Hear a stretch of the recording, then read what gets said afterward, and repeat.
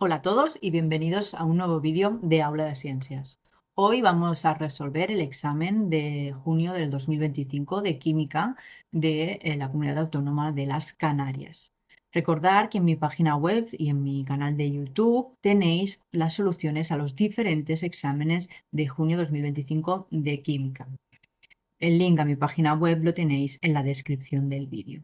En la página web, aparte de todos estos exámenes, también tendréis los del modelo cero resuelto que se publicaron el año pasado y algo que está muy bien es que estamos agrupando los ejercicios por temas. Así, si tenéis un tema del que necesitáis más refuerzo, podéis hacer los ejercicios de las diferentes comunidades autónomas con su solución en vídeo. Recordar que desde el año pasado la PAU o la selectividad es algo más general, donde el temario que se examina es el mismo en las diferentes comunidades autónomas. Aunque si vais haciendo exámenes de diferentes comunidades autónomas, veréis que el tipo de pregunta, el tipo de examen es algo diferente, pero el temario, la materia es la misma. Así que es interesante para poder practicar que hagáis los diferentes ejercicios. Pues bien, dicho esto, vamos a ver qué es lo que nos piden en el examen de Canarias. Pues bien, fijaros que en este examen de Canarias lo que nos dice es que el examen consta de una primera pregunta que es competencial sin opciones. Es decir, esta pregunta número uno la tendremos que responder entera, es decir, los apartados A, B, C y D. Y luego, ¿qué más nos dicen? Pues después cabrán otras cuatro preguntas que en este caso tendremos que elegir entre la propuesta A o B. Es decir, de estas cuatro preguntas hay opciones. Fijaros que en la pregunta 2 tenemos el 2A y el 2B. Lo mismo nos pasa con el 3, el A y el B. Entonces, vosotros lo que tendréis que hacer es, día del examen, es responder solo a uno de estos dos grandes apartados. Yo ahora lo que voy a hacer es contestar todo para que así tengáis más para practicar, pero vosotros el día del examen, yo lo que os recomiendo es que os leáis los dos ejercicios de las diferentes opciones y intentéis plantear de una forma muy rápida y sencilla en papel o mentalmente qué se tendría que hacer en cada uno de estos dos ejercicios. ¿Para qué? Pues para ver si sé contestar esas preguntas o no y me quedo con el que más preguntas sepa contestar. Pero bueno, espero que podáis elegir entre la A o el B de la opción que queráis porque os sabéis todo perfectamente. Pues bien, empezamos con la pregunta competencial número uno, que es recordar que hemos dicho que es una pregunta que no tiene opciones, es decir, que tendremos que contestar todos los apartados. Fijaros que es un texto bastante largo, así que es interesante en este ejercicio y en los otros que primero nos leamos todo el ejercicio de principio a final y después ya empecemos a anotar los datos y a realizar el ejercicio. Esta pregunta uno nos dice que el ácido láctido es un compuesto químico que interviene en diversos procesos bioquímicos, como por ejemplo la fermentación láctica. Fue refinado por primera vez por el químico sueco Carl Wilhelm Scheele en 1780 a partir de la leche agria. Y nos dicen que existen dos enantiómeros, el L-ácido láctico y el D-ácido láctico. Y uno de sus polímeros, el PLA, se utiliza para fabricar suturas quirúrgicas que se disuelven gradualmente en el cuerpo, eliminando así la necesidad de retirarlas. Por otro lado, el ácido láctico se produce en el cuerpo humano durante el ejercicio intenso, cuando la demanda de oxígeno supera el suministro. La acumulación de ácido láctico en los músculos es responsable de esta sensación de fatiga y dolor muscular. El ácido láctico tiene multitud de aplicaciones en distintos campos, como en cosmética, donde se utiliza como alternativa en el uso de la glicerina como suavizante.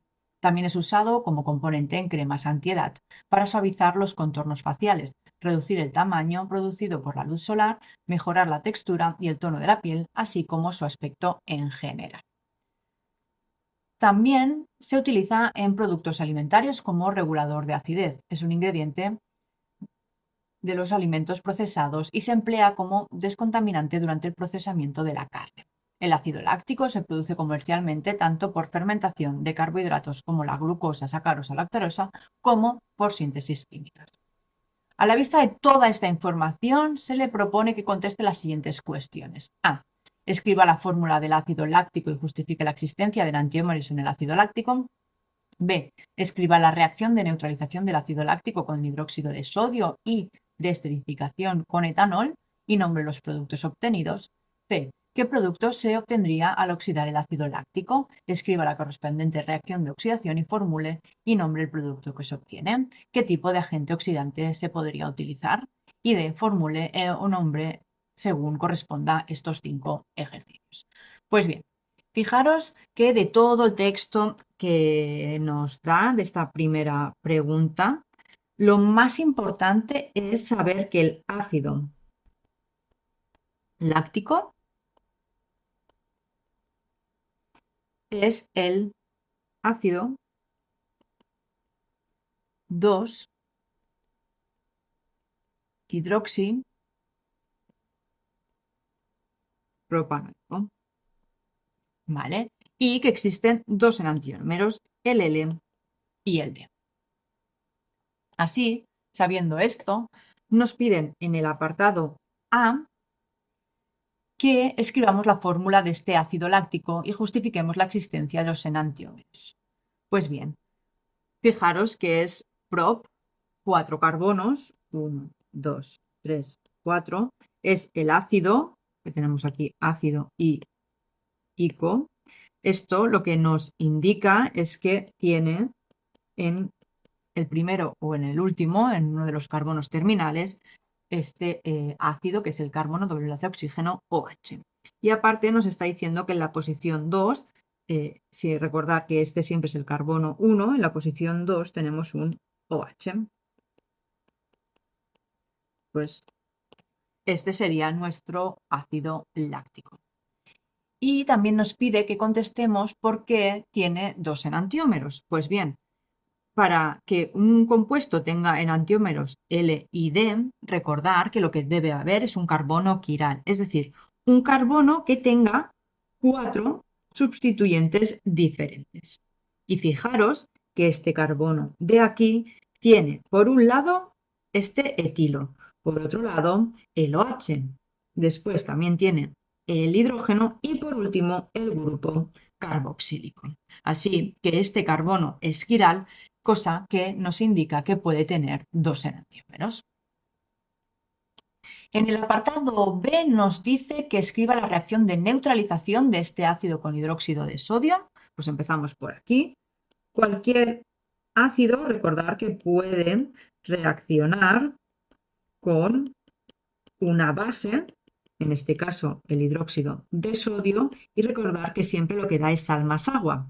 ¿Qué es el agua? Pues la unión de este OH con el protón del ácido, por lo que el sodio se coloca, el contraión se coloca en la posición del hidrógeno, es decir, la sal sería CH3, CH2, CH, OH, COO, Na, más agua, H2O. Y aparte de la reacción de neutralización, la de esterificación con un alcohol, en este caso el etanol. Recordar que un ácido con un alcohol pueden reaccionar dando un éster. En este caso, CH3, CH2, OH. ¿Qué pasa aquí? Pues pasa lo mismo, que hay una unión del OH con este hidrógeno para dar agua, entonces este etanol se une aquí a este oxígeno, quedando CH3, CH2, CH, OH, y ahora aquí, pues el CH2, CH3, más agua. Nos pide que aparte de hacer las reacciones, nombremos los productos obtenidos.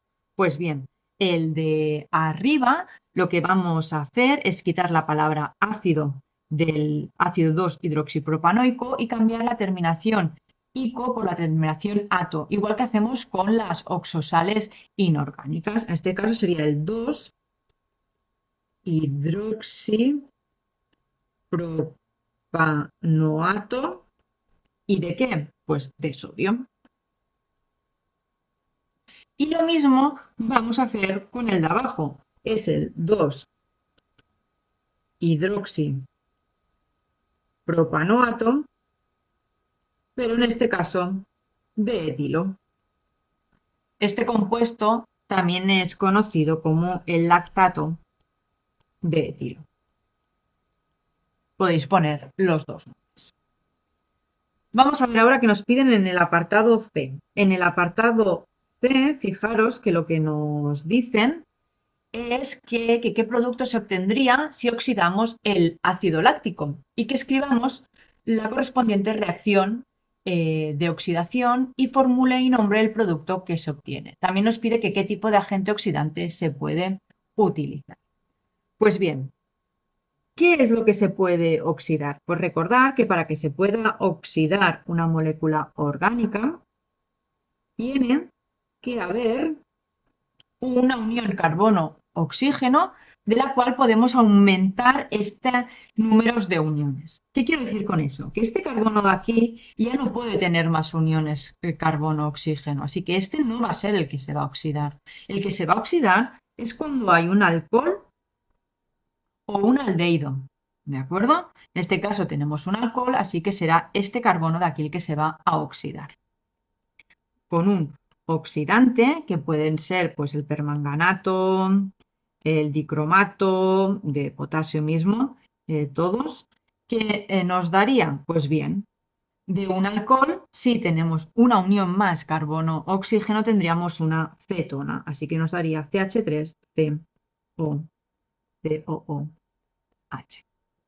¿Y cómo se llamaría esta molécula? Pues bien, ahora en lugar de la posición 2 tenemos un alcohol, tenemos una acetona. Y recordar que cuando la acetona no es grupo principal, se le llama oxo. Así que este de aquí sería el ácido 2-oxopropanoico.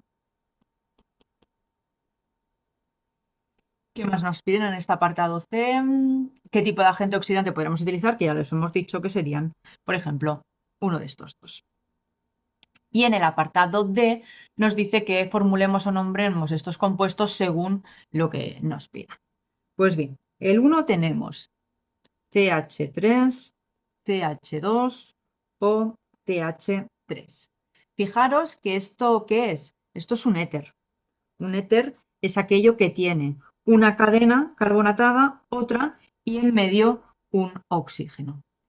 Este de aquí, pues, ¿cómo sería? Pues recordar que vemos el nombre de cada uno de los radicales, en este caso etilo y en este caso metilo, ordenados por orden alfabético, acabados con la palabra éter, es decir, etil, metil, éter.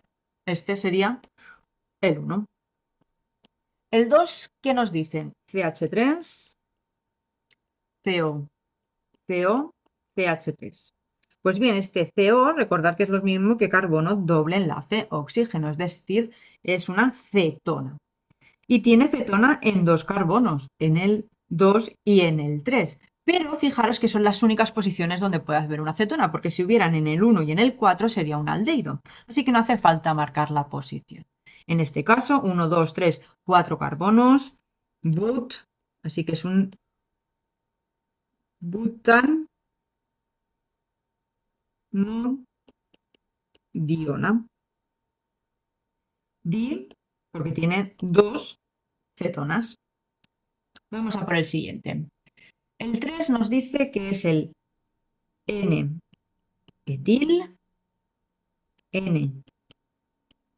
N-metil, propanamida. Recordad que cuando en lugar de números tenemos esta N marcándonos una posición, lo que nos quiere decir es que tenemos un nitrógeno y de ahí tenemos un etilo, CH2, CH3 y un metilo. ¿De qué? Pues del metil, perdón, propanamida. Amida no, amina, ¿eh? Correcto, he copiado yo una D y es una N. Pues bien, prop, ¿cuántos carbonos? 3, así que CH2, CH2, CH. 3. Vamos a por el siguiente, el 4, que es el benzoato de etilo.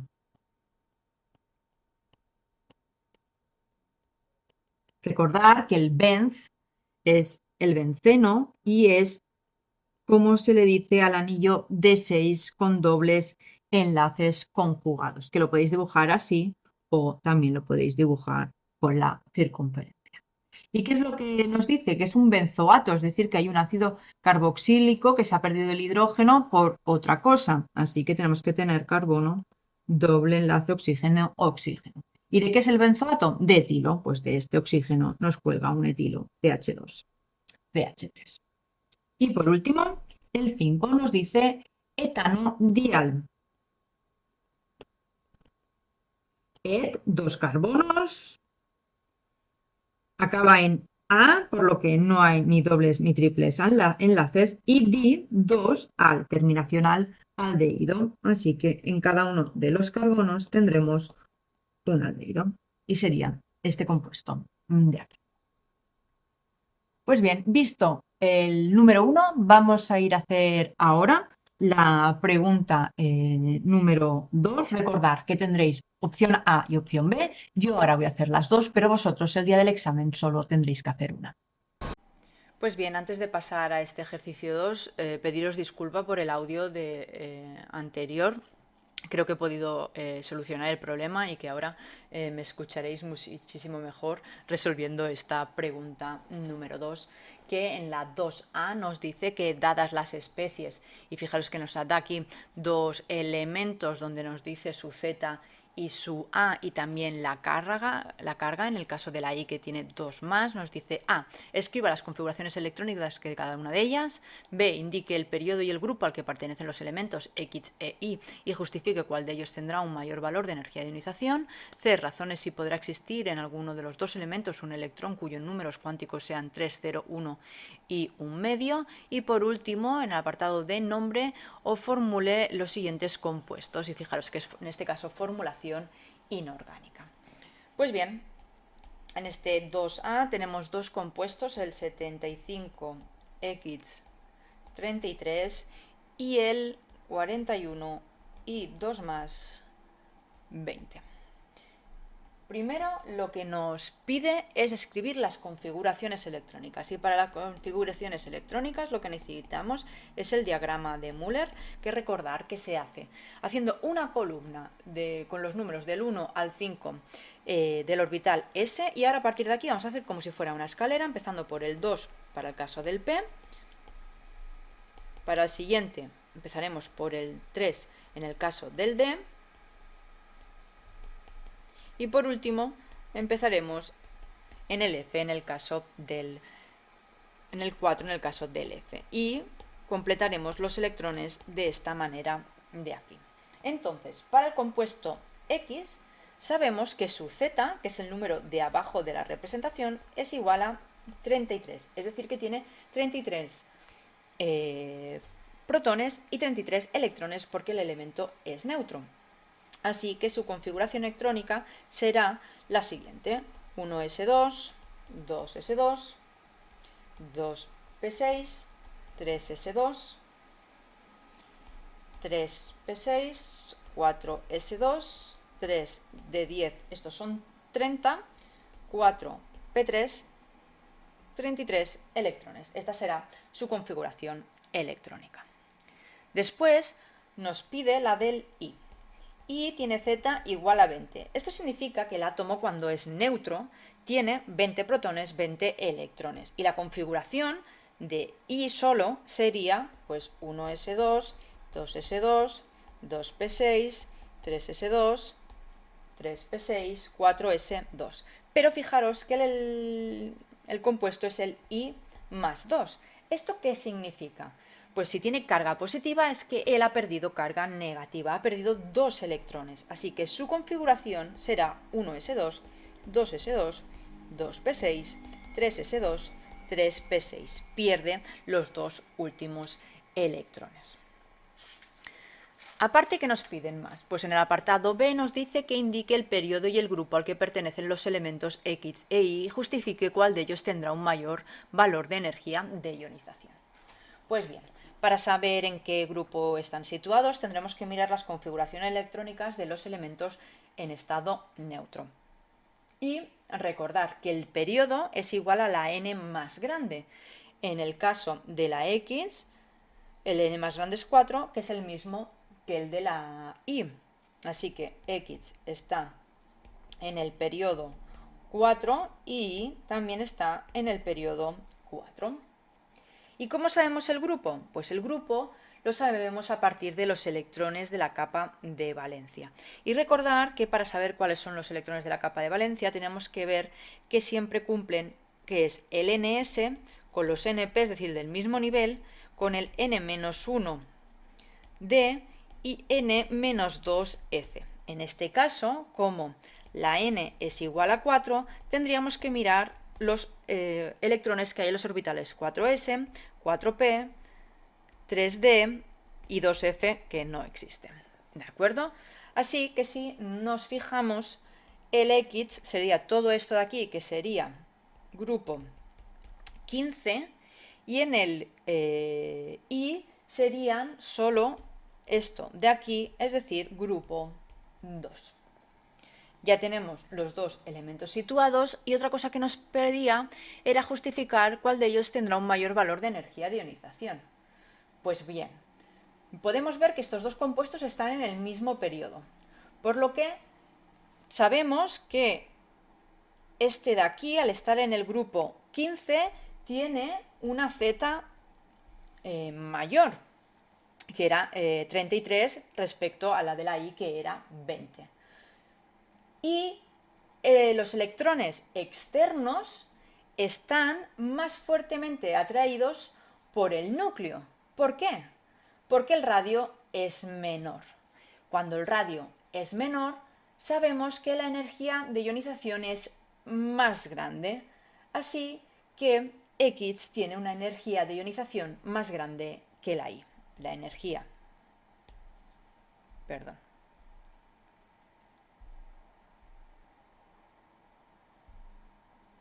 Perdonar. La energía de ionización de X es más grande que la energía de ionización de Y. Y recordar que no vale solo justificarlo por la posición que está en la tabla periódica, sino tenemos que justificarlo por la Z, por la carga nuclear efectiva, por lo que le pasa a los electrones que se sienten más o menos atraídos por el núcleo. ¿De acuerdo? Pues bien, después del apartado B nos piden en el apartado C razones si podrá existir en alguno de los dos elementos un electrón cuyos números cuánticos sean 3, 0, 1 y 1 medio. Pues bien, lo que tenemos que saber es que en esta representación, que es 3, 0, 1 más 1 medio, recordar que el primer número es la n, el segundo la l, el tercero ml y por último ms. N puede ser cualquier número mayor que 0, 1, 2, 3, etc. Recordar que L siempre será de 0 a n-1, que ml siempre será de menos L pasando por el 0 hasta más L, y que la ms, el número de spin, será o más 1 medio o menos 1 medio.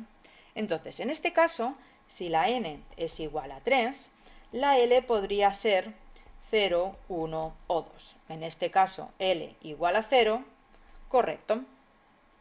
Cuando la L es 0, la ML solo puede ser 0. En este caso, ML es 1. Así que esta configuración electrónica no podremos tener un electrón cuyos números cuánticos sean estos de aquí. Y por último, vamos a formular o nombrar los siguientes compuestos inorgánicos. El primero, sulfuro de cadmio. Pues el sulfuro de cadmio es el CdS, los dos con valencia 2, positiva y negativa, se compensan entre sí. El siguiente es el dibromuro de oxígeno, es decir, O3Br2. El siguiente, hidróxido de amonio. El amonio es el NH4 que se une al hidróxido OH. El siguiente, F2SO4-3. Este de aquí, recordar que esto de aquí viene del sulfato, del ácido sulfúrico, así que esto será el sulfato de hierro. Y como el hierro tiene dos valencias, tenemos que indicar en la que está actuando entre paréntesis con números 2 romanos, en este caso valencia 3. Y por último, K2CrO4. Este de aquí es el cromato de potasio. El potasio, como solo tiene una valencia, no hace falta marcarla. Y con esto tenemos el 2A y vamos a ver ahora qué es lo que nos piden en el 2B. Pues en el 2B nos dice que dadas las siguientes moléculas, BF3 y PH3, A, razonen cuáles de ellas el átomo central presenta algún par de electrones sin compartir, B, justifique la geometría que presentan dichas moléculas, C, justifique su polaridad y D, nombre o formule los siguientes compuestos.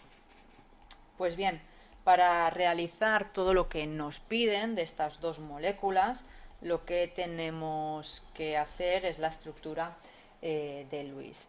Recordar que el boro está en el grupo 13, por lo que implica que tiene 3 electrones a su alrededor. Y el flúor está en el grupo 17, por lo que tiene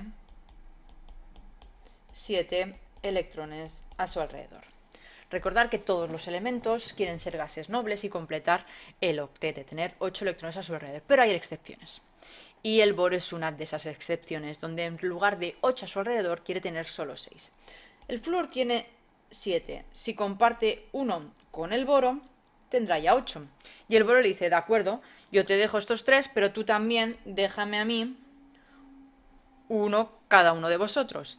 Así, yo tendré 6 electrones a mi alrededor y vosotros 8, que es lo que queréis.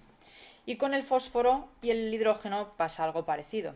El fósforo, grupo 5, así que tiene 5 electrones a su alrededor. Y el hidrógeno solo tiene 1.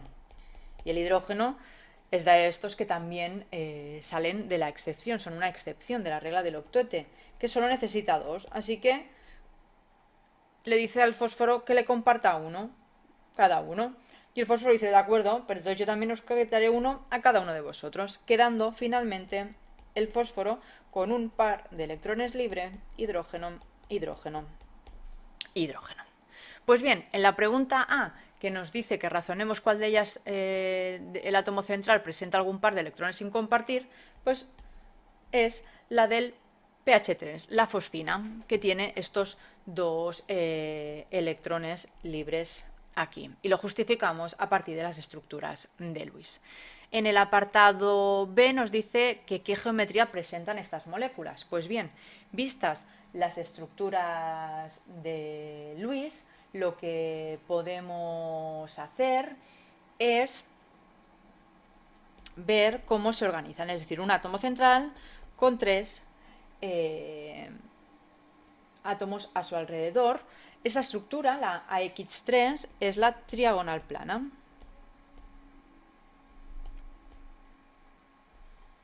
Mientras que el pH3 sería la pirámide trigonal.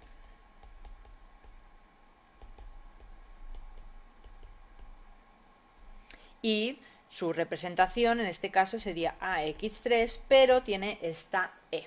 ¿De acuerdo?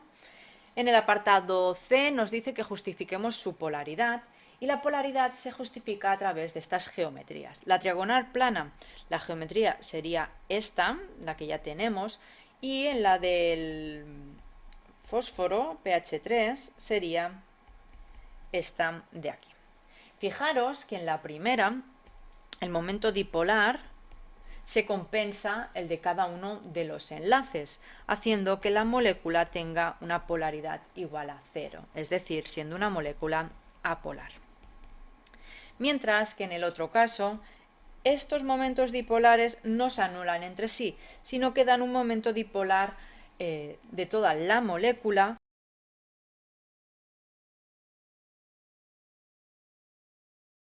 polar. Y por último, vamos al apartado D, que era el que nos pedía la formulación. Y fijaros que en el primero nos dice sulfuro de sodio o sulfuro de disodio. Pues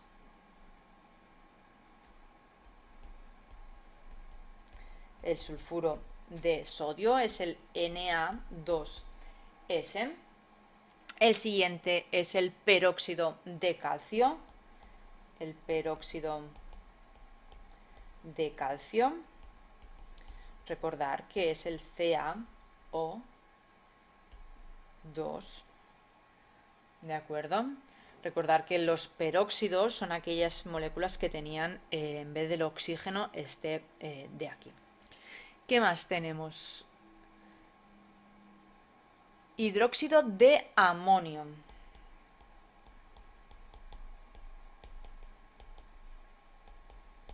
El hidróxido de amonio es el mismo que hemos hecho en el punto anterior, que era el NH4OH.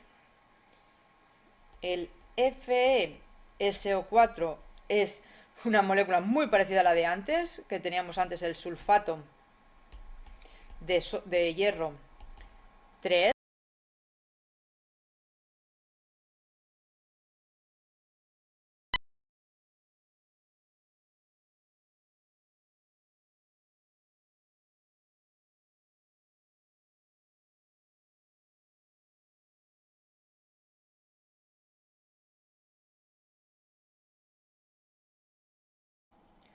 Antes de pasar al siguiente, dejarme hacer una aclaración sobre este apartado A del 2b, el que nos dice que razonemos en cuál de ellas el átomo central presenta algún par de electrones sin compartir.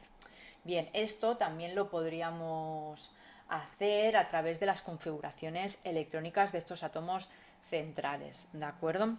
Fijaros que el boro tiene Z igual a 5, es decir, 1s2, 2s2, 2p1. Esto, representado su capa de valencia, sería el orbital 2s, el orbital p sería un 2, 3 electrones. ¿De acuerdo? Recordar que los orbitales atómicos forman tantos orbitales moleculares como orbitales atómicos tienen. En este caso son 4, así que crearíamos 4 orbitales moleculares, viendo ahora cómo tendríamos un electrón en cada uno de los orbitales. Así que estos 3 son los que hacen la unión boro-flúor.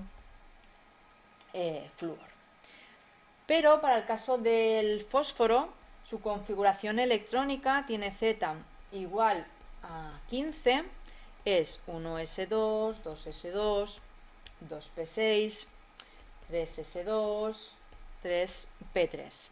Su capa de valencia es esta de aquí, con un orbital s y otro orbital p, donde tengo 1, 2, 3, 4, 5 electrones. Estos 4 orbitales atómicos forman 4 orbitales moleculares y recordar que teníamos 5 electrones, 1, 2, 3, 4 y 5. Fijaros que este de aquí, este orbital, está lleno, por lo que no puede formar un enlace.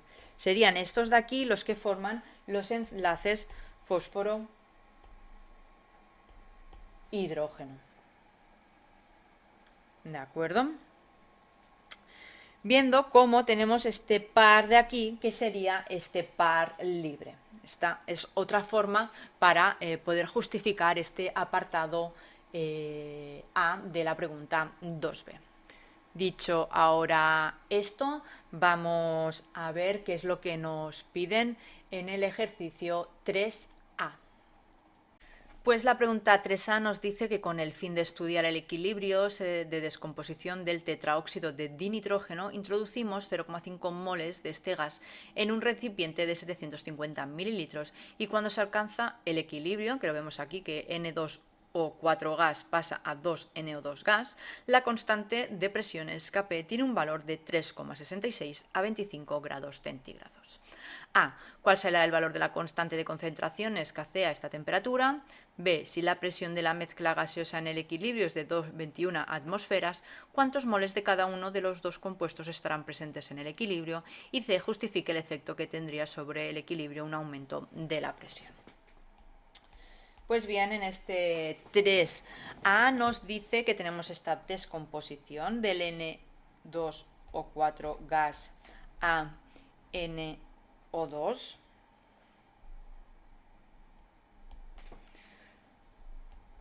NO2 que tiene una Kp de 3,66 y se introducen 0,5 moles del N2O4.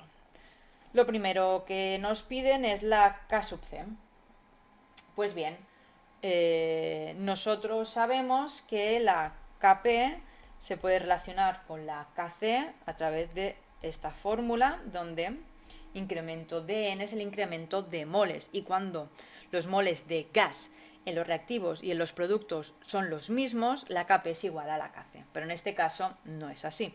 En este caso tenemos que la Kp, que es 3,66, es igual a la K sub C por la R, que es 0,082, por la temperatura, que la vamos a apuntar aquí, 25 grados centígrados, es decir, 25 más 273, por lo que tenemos que pasarlos a Kelvin, elevado a 2 menos 1, 2 moles de productos, 1 de reactivo. Si de aquí aislamos la Kc, vemos que nos da 0,15.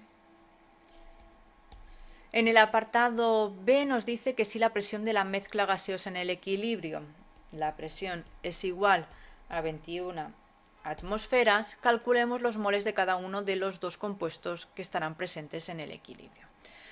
Lo que nos hemos dejado también es el volumen, que eran 750 mililitros por aquí apuntado. Pues bien, como esta presión es la presión total, nosotros siempre que tengamos gases podemos pensar en P por V es igual a NRT, pero recordar que si la presión es la total, el número de moles también es total. Es decir, que estos moles totales serían los moles del N2O4 más los moles del NO2, los dos en el equilibrio. Así que podríamos hacer que 21 por 0,75, porque pasamos estos mililitros a litros, sería igual a NT, que son los moles totales, por 0,082 más multiplicado por la temperatura, que son 25 más los 273. Pues bien, estos moles totales, ¿a qué son igual? Si nosotros tenemos que N2O4 está en equilibrio con 2NO2, al inicio tenemos 0,5 moles y en el equilibrio 0,5 menos X, 2X. Estos son los moles de N2O4 y estos aquí los moles de O2. Así que si sustituimos en esta fórmula y esta fórmula la sustituimos aquí, obtendremos que 21 por 0,75 será igual a 0,5 menos X más 2X por 0,082 por 25 más 273. De aquí podré aislar la X y me dará que X es igual a 0,14. Es decir, que en el equilibrio los moles de N2O4 serán 0,5 menos 0,14, es decir, 0,36, y los moles en el equilibrio del NO será 2 por X, es decir, 0,28. Y con eso tenemos el apartado B. Por último, nos dicen en el C, justifique el efecto que tendrá sobre el equilibrio un aumento de la presión.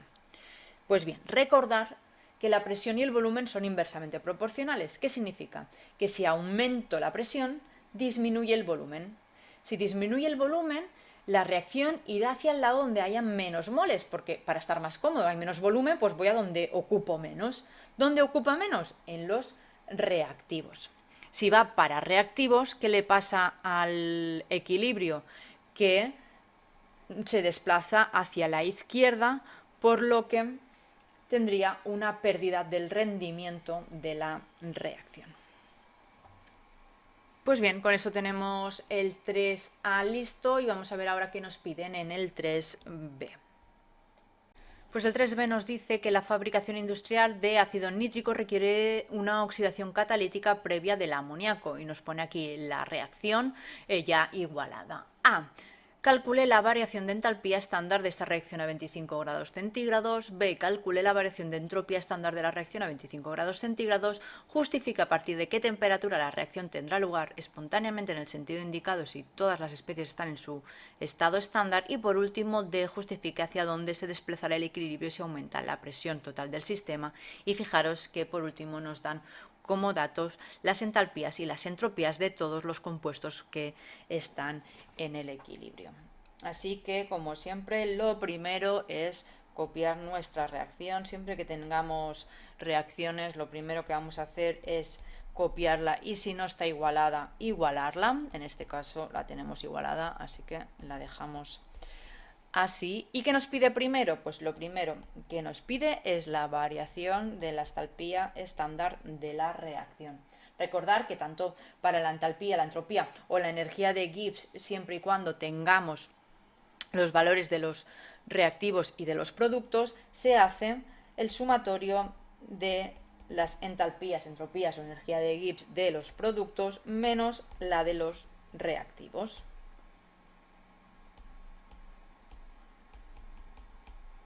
Y recordar que siempre lo que se hace es multiplicarlo por su factor estequiométrico. En este caso, ¿qué tenemos para esta reacción?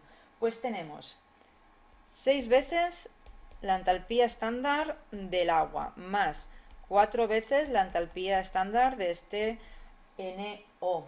Y ahora le restamos, ¿qué le restamos? Pues 6, ¿no son? 5, esto es un 5. 5 la entalpía estándar del oxígeno más 4 veces la entalpía estándar del NH3, del amoníaco. Pero si nos fijamos en la tabla, la del oxígeno es 0, porque recordar que las entalpías de todos los elementos en su estado estándar es 0. Pues bien, si sustituimos serían 6 por menos 241,82 más 4 por 90,25 menos 4 veces el del NH3, que son menos 46,11. Nos da un valor de menos 905,48 y fijaros que las unidades son kilojoules partido por mol. En el apartado B nos pide la variación de la entropía de la reacción. Pues es lo mismo, sumatorio de las entropías de los productos menos la de los reactivos. En este caso serán 6 por 188,83 más 4 por 210,76 menos, abrimos paréntesis, 5 por 205,14 más 4 por 192,45 y esto nos da 180,52 y fijaros que en este caso las unidades son julios partido mol por Kelvin. ¿Vale? El apartado C nos dice que justifiquemos a partir de qué temperatura la reacción tendrá lugar espontáneamente en el sentido indicado si todas las especies están en su estado estándar. Pues bien, recordar que para ver si una reacción es espontánea o no necesitamos la energía de Gibbs. La energía de Gibbs que sea negativa, ¿de acuerdo? ¿Cómo podemos calcular la energía de Gibbs si no nos la da la tabla de todos los reactivos y productos? Pues bien, otra forma es que incremento de H menos T, incremento de S. ¿De acuerdo? ¿Y qué tenemos en este caso? Pues podríamos hacerla de forma numérica o también podemos verla. Si la hacemos de forma numérica, al ojo, porque estos son kilojulios y estos son julios, pasarlos los dos a las mismas unidades, ¿de acuerdo? Pero vamos a hacerla un poco más teórica. En este caso, fijaros que lo que tenemos es que esta entalpía, el factor de la entalpía es negativo, mientras que la entropía es positivo. Pero este más con este menos nos queda negativo. Es decir, que vamos a hacer la suma de dos números negativos, este término y este término, los dos negativos. Así que da igual cuál será el valor de la temperatura, porque esta reacción es espontánea, porque dará incremento de G inferior a 0 a todas las temperaturas. Es igual si las temperaturas altas o bajas. Y para acabar, en el apartado D nos dice que justifique hacia dónde se desplazará el equilibrio si aumenta la presión total del sistema. Pues bien, al igual que antes, fijaros que hemos dicho que al aumentar la presión disminuye el volumen, por lo que la reacción hacia dónde irá, hacia donde haya menos moles de gas. Fijaros que en los reactivos tenemos 9 moles y en los productos 10. Es decir, que en este caso la reacción irá hacia reactivos también al aumentar la presión.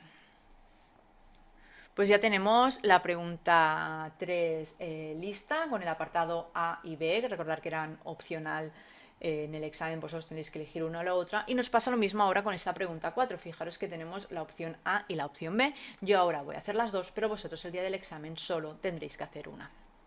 El ejercicio 4A dice que se disuelve 0,23 gramos de ácido fórmico, ácido metanoico, en agua obteniendo 50 mililitros de disolución de pH 2,3. Calcule A la constante de acidez de dicho ácido fórmico, B el grado de disociación y C si neutralizamos totalmente la disolución de ácido fórmico con hidróxido de sodio, escriba la reacción que tiene lugar. La disolución resultante tendrá carácter ácido básico o neutro y nos pide que justifiquemos la respuesta. Pues bien, en este 4A tenemos que se disuelven 0,23 gramos del ácido fórmico, que es el HCOOH, en agua y que se obtienen 50 mililitros de la disolución y que tiene un pH de 2,3 esta disolución, así que lo primero que nos pregunta es la constante de acidez del ácido fórmico. Pues bien, nosotros tenemos un ácido que sabemos que en agua se disocia en sus iones, dando un protón a la molécula de agua y como tiene constante sabemos que está en equilibrio. También tenemos que son 0,23 gramos de este ácido. Esto vamos a pasarlos a moles, ya que 46 gramos de este ácido son un mol, y si lo dividimos entre el volumen, que lo pasamos al litro, que son 0,05 litros, tendremos que este ácido tendrá una concentración de 0,1 molar. Es decir, que al inicio tenemos 0,1 molar del ácido. ¿Y qué nos pasa en el equilibrio? Pues bueno, de aquí desaparece X y se forman X y X. ¿Qué tenemos? Pues fijaros que tenemos el valor del pH, que el pH se relaciona con la concentración de protones, por lo que podremos calcular esta X. Si X es igual a la concentración de protones y tenemos que el pH es igual a 2,3, recordar que si hacemos la inversa del logaritmo, es decir, que la concentración de H3 o más será 10 elevado a 2,3, que es el pH, y obtendremos que la concentración de protones en el equilibrio será de 0,005 molar. Y esto es igual a X. Pues bien, la constante de acidez, ¿a qué es igual? Pues a la concentración de los productos dividido entre la de los reactivos. ¿Esto a qué es? Igual, pues a x cuadrado dividido entre 0,1 menos x. Si x es 0,005, sustituimos y obtenemos el valor de Ka, que es 2,63 por 10 a la menos 4. Muy bien, en este ejercicio 4a, en el apartado B, nos piden el grado de disociación. Pues bien, para hacer el grado de disociación, volvemos a copiar nuestra reacción del ácido en agua. Y al igual que antes hemos visto que pasaba al inicio, que tenemos esto, y en el equilibrio, que lo hemos expresado de esta manera, recordar que también el equilibrio lo podemos expresar en manera de alfa, que es este grado de disociación, que sería 0,1, 1 menos alfa, 0,1 alfa, 0,1 alfa. Pero como sabemos que x es igual a 0,005, sabemos que x es igual a 0,1 alfa, es decir, que 0,005 es igual a 0,1 por alfa, por lo que obtenemos que alfa es 0,05. Esto es lo mismo que 5%. 0,05 alfa es igual a un grado de disociación del 5%. Y por último, en el apartado C, nos dice que si neutralizamos totalmente la disolución de ácido fórmico con hidróxido de sodio, escribamos esta reacción y si la disolución resultante tendrá carácter ácido, básico o neutro. Pues bien, cogemos un vaso, introducimos el ácido fórmico y el NaOH. Sal más base reaccionan dando ácido más base, sal más agua.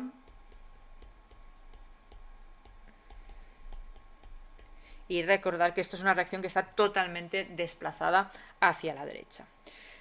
Muy bien, pues tendríamos esto en disolución. Pero ¿qué pasa? Que el HCONH es una sal y las sales en agua se disocian totalmente en sus iones, que serían el Na más HCOO menos. Por lo que ahora realmente lo que tendríamos en disolución sería esto de aquí.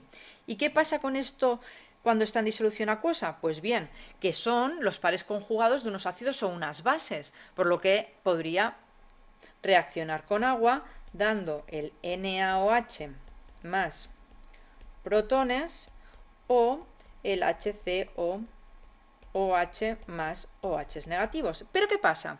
Que esto de aquí, ¿qué es el NaOH? Es una base fuerte. Las bases fuertes no pueden volver hacia atrás, es decir, esta reacción está totalmente desplazada hacia aquí, así que esto no se formará. Pero, ¿qué le pasa al ácido fórmico? Que es un ácido débil, por lo que esta reacción sí que puede ser en equilibrio, por lo que en disolución acabaríamos teniendo todo esto de aquí. Todo esto de aquí, ¿qué es lo que nos va a dar si es ácido o base? Pues si tiene concentración de protones o de OH negativos. En este caso tenemos OH negativos, lo que nos indica que el pH será básico.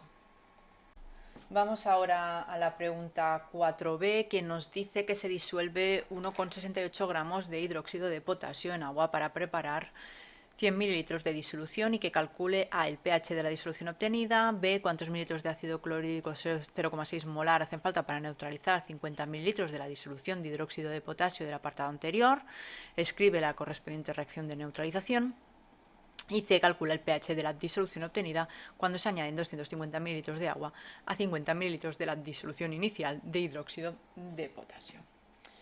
Pues bien, en este 4b nos dice que tenemos 1,68 gramos de hidróxido de potasio que se disuelve en agua para obtener 100 mililitros de la disolución.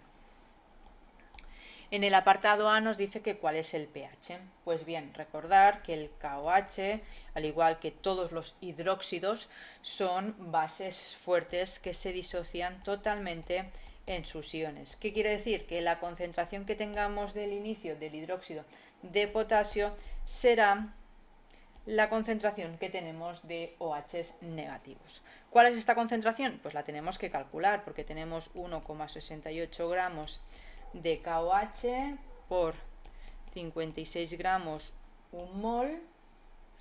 Esto nos dan 0,03 moles, que lo dividimos entre 0,1 litros para ver que la concentración inicial es de 0,3 molar. Y hemos dicho que esto será igual a la concentración de OH negativos. Entonces, aquí recordar que podemos hacer dos cosas.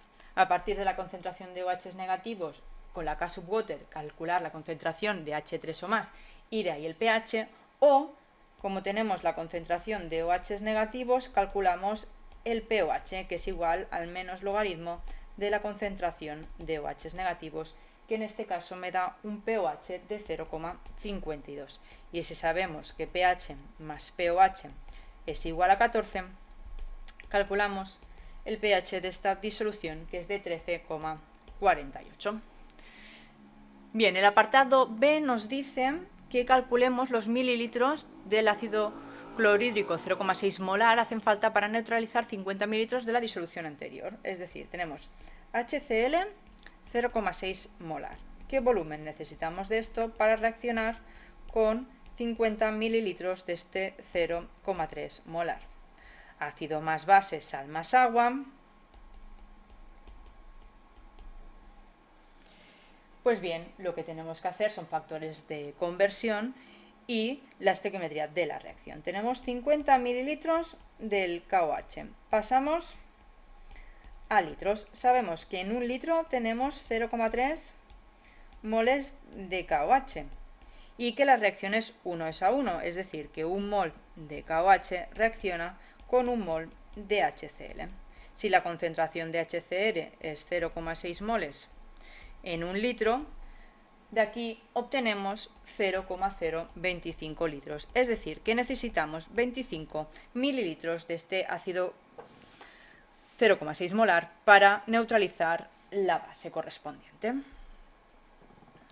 Y por último, en el apartado C nos dice que calcule el pH de la disolución obtenida cuando se añaden 250 mililitros de agua a 50 mililitros de la disolución inicial de hidróxido de potasio. Es decir, yo tenía 50 mililitros, 0,3 molar de KOH. Y aquí le añado 250 mililitros de agua. Es decir, que ahora tendré un volumen total de estos 50 mililitros más los 250, es decir, 300 mililitros totales. Y me pide el pH de esta disolución. Para calcular el pH, primero tendremos que saber la concentración. Pues bien, yo tengo 50 mililitros de la concentrada que pasamos a litros y con la concentración tenemos que en un litro 0,3 moles de KOH. Estos serán los moles de KOH que tenemos aquí, pero serán los mismos moles que tenemos aquí, porque no hemos añadido de ninguna otra forma el hidróxido de potasio, solo lo tenemos aquí. Lo que hemos añadido ahora es agua. Pues bien, estos moles son 0,015 moles de KOH, lo dividimos entre el volumen total, que es 0,3 litros, los 300 mililitros son 0,3 litros, nos da una concentración de 0,05 molar. Pues bien, al igual que hemos hecho antes, esto también será igual a la concentración de OH negativos, por lo que de aquí calcularemos el pOH, que es 1,3, y de aquí calculamos el pH restándole 14, 12,7 es el pH de esta nueva disolución. Con esto ya tenemos el ejercicio 4, tanto el A como el B, realizado, y ahora nos queda ir a por la pregunta 5 y vamos a empezar con la 5A. Pues bien, el ejercicio 5A nos dice que para la siguiente reacción de oxidación-reducción, y nos da los reactivos y los productos: A, qué especie es la oxidante y cuál la reductora, justifique qué elemento se oxida y cuál se reduce; B, ajuste la reacción por el método ion-electrón; y C, ajuste la reacción molecular. Pues bien, en este 5A, lo primero que nos pide de este Na2CR2O7 más HCl pasa a CrCl3 más Cl2 más NaCl más agua, en el primer apartado nos pide que cuál es la especie oxidante y cuál la reductora. ¿Cómo lo podemos saber? Pues bueno, tenemos que buscar cuál es la semirreacción de reducción y la de oxidación. Para ello lo que vamos a hacer es buscar los estados de oxidación de cada uno de estos elementos. El sodio sabemos que siempre es +1 y el oxígeno -2 en estas oxosales, por lo que el cromo este es +6. +1 -1, +3 -1, 0, +1 -1, +1 -2. Pues vamos a ver qué es lo que ha cambiado. Fijaros que tenemos este cloro que era -1 y ha pasado a 0. De -1 a 0 lo que ha habido es una oxidación. Por lo que este elemento de aquí es el reductor. ¿Por qué? Porque hará que se produzca la reacción de reducción. ¿Que cuál es? Pues la del cromo +6 a cromo +3, que esto es la reducción, así que esta especie de aquí es la oxidante. Aparte de esto, nos dice, vale, justifique que ese elemento se oxida y cuál se reduce, ya lo hemos hecho también, y B, ajuste la reacción por el método ion-electrón.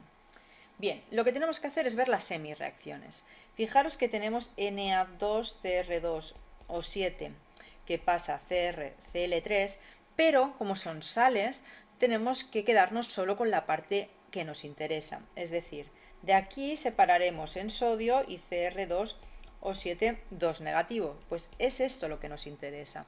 Es decir, realmente la semirreacción de reducción es del CR2O7 2 menos y hacemos lo mismo con esto de aquí, que nos quedaría solo el cromo +3. Esta sería una de las semirreacciones. Y la otra será cloro negativo pasa a cloro 2. Y hemos hecho lo mismo, hemos quitado el hidrógeno del ácido clorhídrico para hacer la semirreacción. Para igualar con el método ion-electrón, lo primero que tenemos que hacer es que de la especie que se oxida o se reduzca haya el mismo número. Fijaros que tenemos 2 cromos y un cromo, pues tenemos que multiplicar por 2. Y con los cloros nos pasa lo mismo. Tenemos 2 a la derecha, pues tendremos que multiplicar por 2 a la izquierda. Ahora vamos a sumar tantas aguas al lado contrario donde tengamos un exceso de oxígenos y tantas aguas como oxígenos tengamos.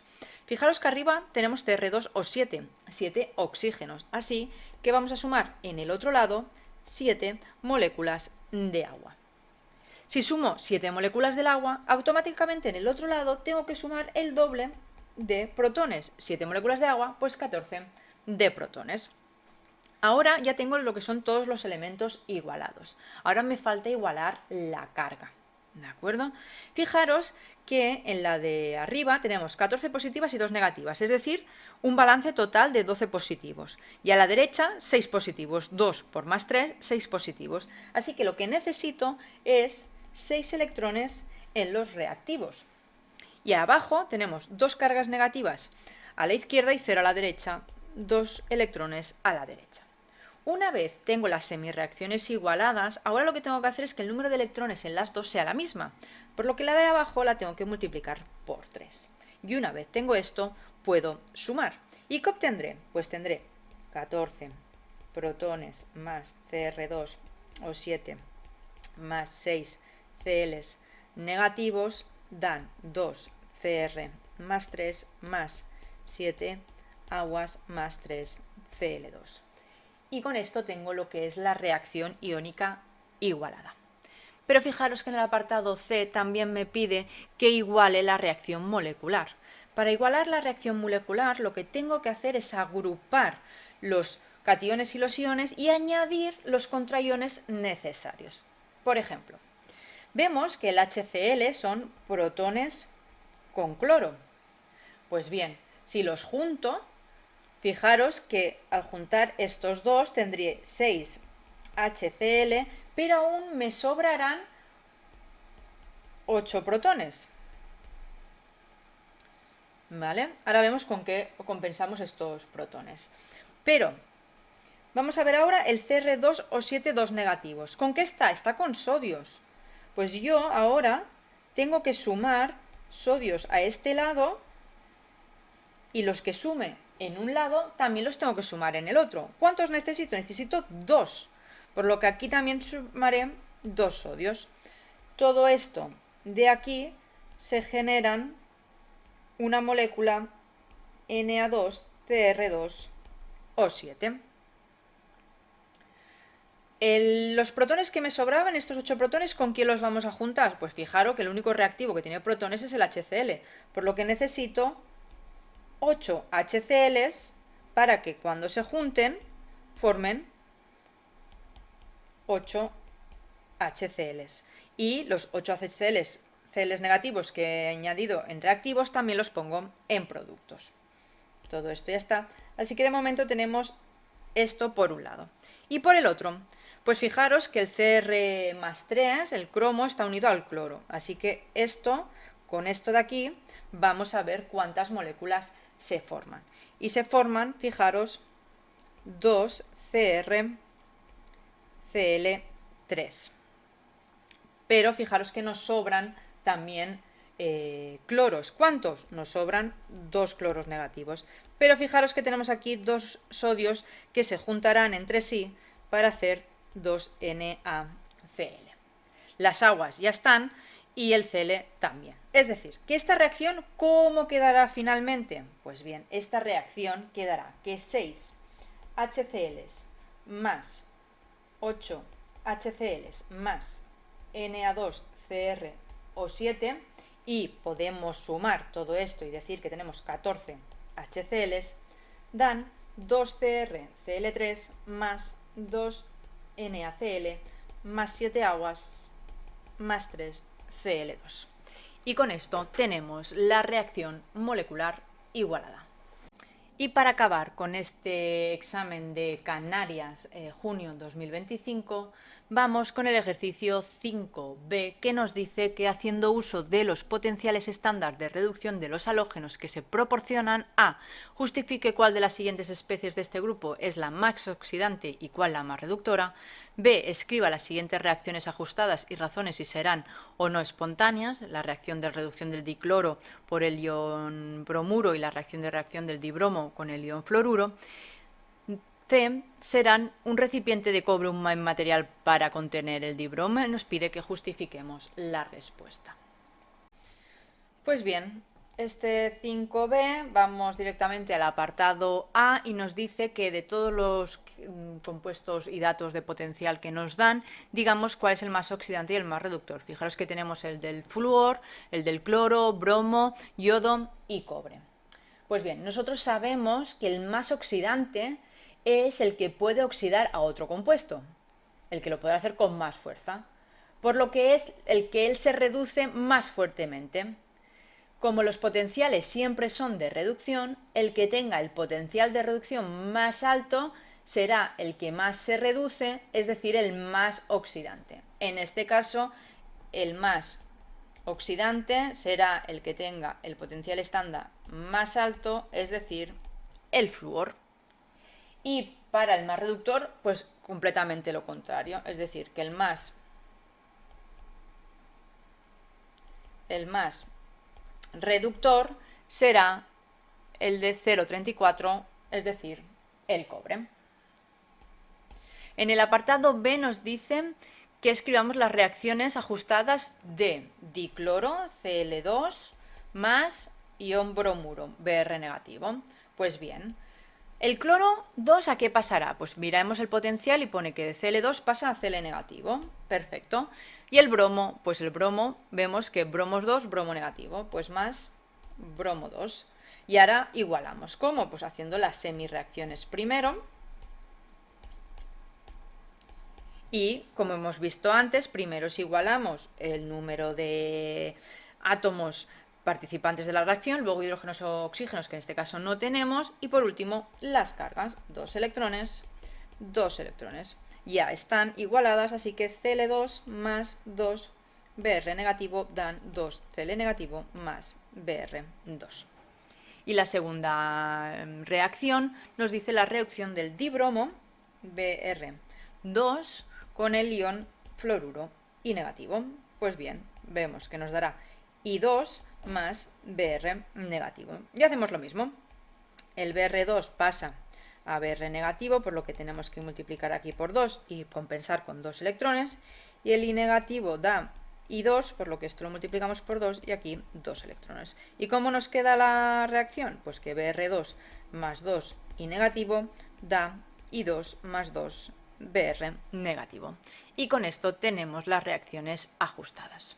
Y por último, en el apartado C nos pide si un recipiente de cobre será un buen material para contener el dibromo. Entonces, ¿cómo será el material bueno para contener el dibromo? Pues que el dibromo con el material del que está compuesto el recipiente, en este caso cobre, no reaccionen entre sí. Es decir, vamos a ver si hubiera una reacción hipotética entre el cobre y el bromo 2, si esta reacción se llevaría a cabo. Fijaros que el cobre pasaría a cobre más 2 y el bromo a bromo negativo. Del cobre al cobre más 2 hay una oxidación y del bromo a bromo negativo una reducción, por lo que podría haber una reacción redox. ¿Cómo sabremos si hay una reacción redox o no? Pues mirando si la reacción es espontánea o no. Recordar que para la reacción espontánea la energía de Gibbs tiene que ser negativa. Pero nosotros también sabemos que la energía de Gibbs es menos N NFE, es decir, menos E. Así que para que la reacción sea espontánea, la E tiene que ser positiva. ¿Y cómo se calcula la E de la reacción? Pues la E estándar de la reacción es igual a la E estándar del reducción menos la de oxidación. Y este menos es porque las FEM siempre nos las dan de reducción. Y como queremos la oxidación, tenemos que hacer la reacción al revés y cambiamos el signo. En este caso, la de la reducción, la del bromo 2, que es 1,07, menos la del cobre 0,34. Y fijaros que nos da un número positivo, 0,73 volts, lo que implica que la reacción es espontánea. Como la reacción es espontánea, el bromo reaccionará con el cobre, así que el cobre no es un buen material para contener el dibromo. Pues con esto hemos acabado esta resolución de este examen de Canarias de junio 2025 de Química para las PAU. Recordar que si tenéis cualquier duda sobre lo que hemos estado hablando, si hay alguno de los temas en los que vais un poquito más flojo y tenéis dudas, yo sé que voy muy rápido cuando estoy resolviendo, pero en realidad vosotros ya esto lo tendríais que tener bastante por la mano. Pero igualmente, si tenéis dudas, enviarme un correo a aidapunaolasciencias@gmail.com, tenéis la dirección en la descripción del vídeo, y decirme, oye Aida, pues ahora que estamos haciendo esto de lo último, ¿no? Pues mira, esto de ver cuál es el oxidante y cuál es el reductor a mí me cuesta bastante. Bueno, pues entonces os pasaré vídeos o prepararemos algunos vídeos para entenderlo mejor y más a poco y paso a paso. ¿De acuerdo? Recordad que tenéis todos los exámenes a vuestra disposición en mi canal de YouTube y en mi página web, que tenéis también la página web en la descripción del vídeo, y que si os ha gustado el vídeo, si estáis aprendiendo química con nosotros, si queréis seguir aprendiendo química con nosotros, recordad que me ayudáis mucho si le dais like, compartís también los vídeos y los comentáis. Muchísimas gracias y nos vemos en el próximo vídeo.